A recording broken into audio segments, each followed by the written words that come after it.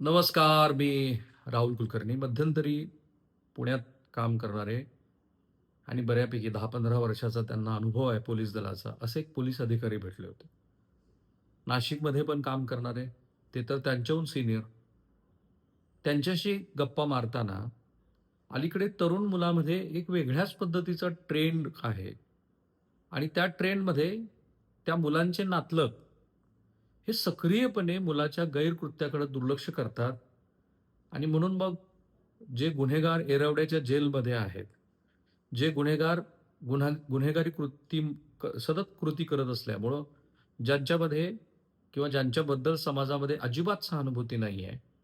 पण अशा गुन्हेगारांचं उदात्तीकरण इतक्या मोठ्या प्रमाणात रील्सद्वारे, मग ते केक कापतानाचे व्हिडिओ, मग रात्रीच्या 12 वाजता त्यांच्या वाढदिवसानिमित्त फोडलेले फटाके, मोठ्या-मोठ्या गाड्यांना सायरन काढून त्या गाड्याच्या फटफट, फटफट आवाज करत मोकाट फिरणारे हे लोक, यांचे ज्यांची तशी काही गुन्हेगारी पार्श्वभूमी नाही आहे किंवा थोडेसे आई-वडील कुठेतरी वर्किंगमध्ये आहेत, थोडंसं कौटुंबिक वातावरण असं आहे की जिथे मुलाकडे फारसं लक्ष देता आलेलं नाही.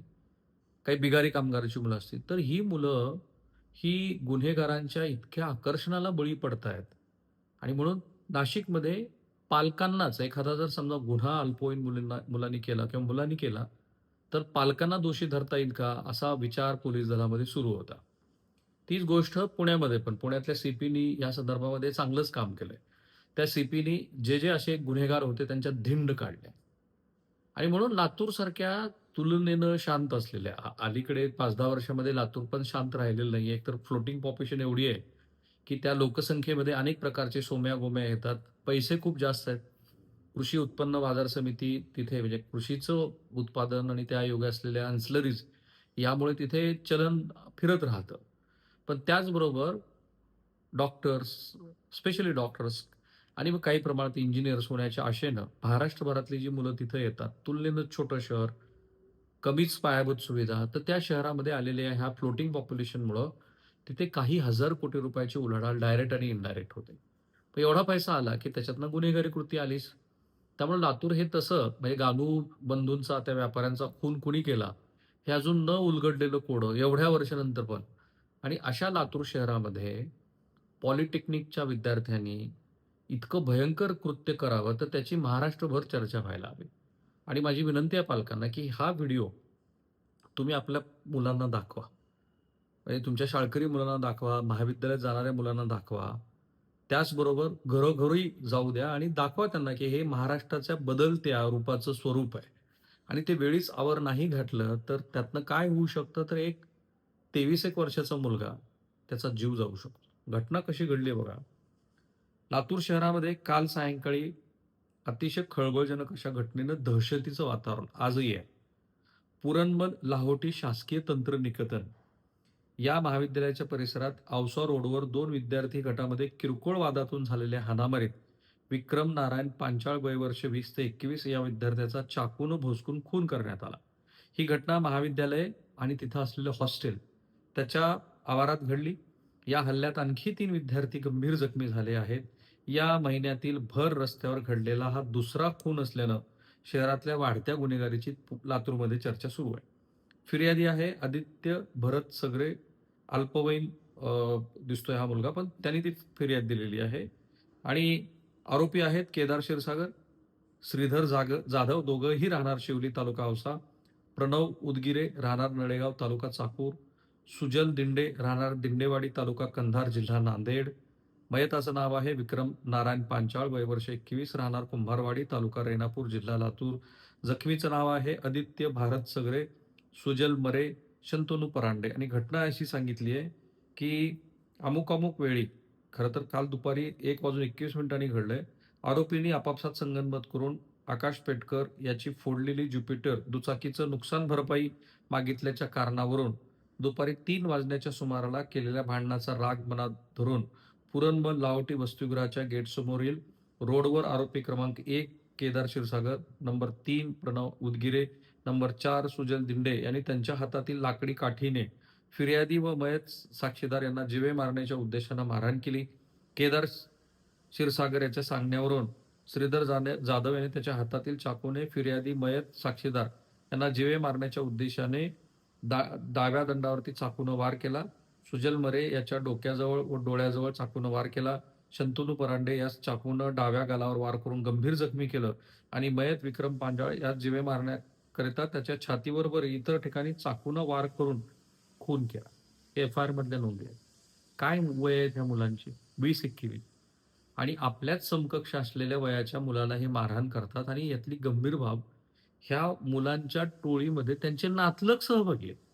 जे काही पी-एस-आयचं व्हर्जन आहे, ते व्हर्जन ऐकलं तर त्यांचे नातलग एकत्रित आले. मग त्यांनी फायटरचा वगैरे वापर केला आणि त्यातनं हे सगळं घडलं.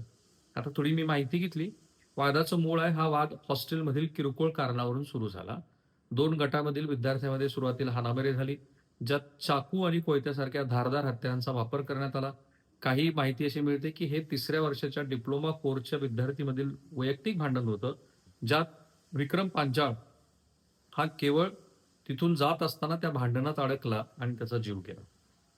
विक्रम पांचाळ हा लातूर जिल्ह्यातल्या कुंभारवाडी गावचा रहिवासी आहे. तो लातूरमध्ये शिक्षणासाठी राहत होता. हॉस्टेलमध्ये वास्तव्यास होता. तो पुरणमल लाहोटी महाविद्यालयात, जे पॉलिटेक्निक आहे, 3ऱ्या वर्षाचा विद्यार्थी होता. हल्ल्यात त्याच्या छातीच्या डाव्या बाजूला खोलवर वार करण्यात आला. त्यामुळे रक्तस्राव होऊन त्याचा मृत्यू झाला. जखमी विद्यार्थी हाणामारीत आदित्य भारत साडे वय वर्ष 20, सुजल बलभीम रेड्डी वय वर्ष 20, शंतनू माणिक परांदे वय वर्ष 27 हे 3 विद्यार्थी गंभीर जखमी आहेत. त्यांना विलासराव देशमुख शासकीय वैद्यकीय महाविद्यालय आणि रुग्णालयात दाखल करण्यात आलं आहे. त्याची प्रकृती स्थिर आहे. औसा रोड हा लातूर शहरातील अत्यंत गर्दीचा आणि वर्दळीचा भाग. घटना सायंकाळी घडली, त्यामुळे परिसरात काही काळ तणाव निर्माण झाला होता. नागरिकांची मोठी गर्दी होती. घटनेची माहिती मिळताच शिवाजीनगर पोलीस ठाण्याचे अधिकारी आणि कर्मचारी घटनास्थळी दाखल झाले. आरोपी तरुण घटना घडताच फरार झाले. पोलिसांनी 2 संशयितांना ताब्यात घेतलं आहे आणि नंतर 4 विद्यार्थ्यांना अटक केली आहे. पोलीस उपअधीक्षक समीर सिंह साळवे यांच्या नेतृत्वात तपास सुरू आहे. या घटनेचं गांभीर्य लक्षात घेऊन पोलिसांनी मोठ्या प्रमाणामध्ये बंदोबस्त वाढवला आहे. पोलीस हल्ल्यामागील नेमकी कारणं आणि इतर आरोपींची ओळख पटवण्याचा प्रयत्न सुरू आहे. विद्यार्थ्यांच्या हॉस्टेल आणि महाविद्यालयात सुद्धा चौकशी सुरू आहे. लातूरचे काँग्रेसचे आमदार अमित विलासराव देशमुख यांनी या घटनेची माहिती मिळाल्यानंतर लातूर शहरातील नामांकित पुरणमिल लाहोटी तंत्रनिकेतन समोर विक्रम नारायण पांचाळ युवकाचा खून झाल्यानं अत्यंत धक्कादायक, गंभीर आणि ही घटना दुर्दैवी आहे असं म्हटलंय आणि त्याचबरोबर त्यांनी जिल्हा पोलीस अधीक्षकांशी बोलून शहरातल्या वाढत्या गुन्हेगारी अवैध धंद्याच्या संदर्भामध्ये अंकुश ठेवावा असं म्हटलंय. आता ही घटना म्हणाल तर एका शहरामध्ये घडलेली आयसोलेटेड घटना आहे, अपवादानं घडलेली घटना आहे असं तुम्हाला वाटेल. असं अजिबात नाहीये. काही शहरामध्ये महाविद्यालयाच्या परिसरामध्ये जे उडाणटप्पू मुलं फिरतायत, तर त्या उडाणटप्पू मुलांना अडवण्याची बिशाद शहरातल्या अगदी प्रतिष्ठित असलेल्या माणसाकडे पण राहिलेली नाही. कारण ह्या उडाणटप्पू मुलांचा राजकारणासाठी वेळोवेळी वापर करणं आणि मग त्या आत्ता राजकारणासाठी प्रसंगी ह्या मुलांना किंवा त्यांच्या नातलगांना उमेदवाऱ्या देणं, हे सगळं सर्वपक्षीय मंडळींनी जे काही केलंय ना, त्याच्यातनं हे सगळं घडताना दिसतं. म्हणजे गुन्हेगारांना सामाजिक प्रतिष्ठा मिळवून देण्यामध्ये सगळ्या राजकीय पक्षांनी जो काही हातभार लावलाय, त्याच्यातनं असं झालं आहे, की आपल्याला ना कायद्याचा धाक आहे, ना कायद्याच्या धाकाप्रमाणे कोणाला शिक्षा होताना दिसते आहे, ना कोणाला शिक्षा होते, ना त्याला राजकीय लोक या अशा गुन्हेगारापासून आपल्याला दूर ठेवतात. उलट आंदेकरांसारख्या कुटुंबातल्या सदस्यांना उमेदवारी देऊन त्यांना निवडून आल्यानंतर ते पक्षाचे अधिकृत सदस्य आणि त्यांना न्यायालयानंच त्यातनं मुभा दिली आहे, असं सांगून हा जो राजकीय शहाजोगपणा आणि सगळी मंडळी आता राष्ट्रवादी, भाजप, काँग्रेस सगळ्यांना तुम्ही त्याच्यामध्ये गृहीत धरा. कारण विनॅबिलिटी हा जो काही महत्वाचा भाग आहे त्याचे हे सगळे परिणाम आहेत. सो मूळ प्रश्न असा आहे, की समाजामध्ये प्रतिष्ठा कुणाला मिळायला हवी आणि आपण कुठं चाललो? थांबूया आपण इथे.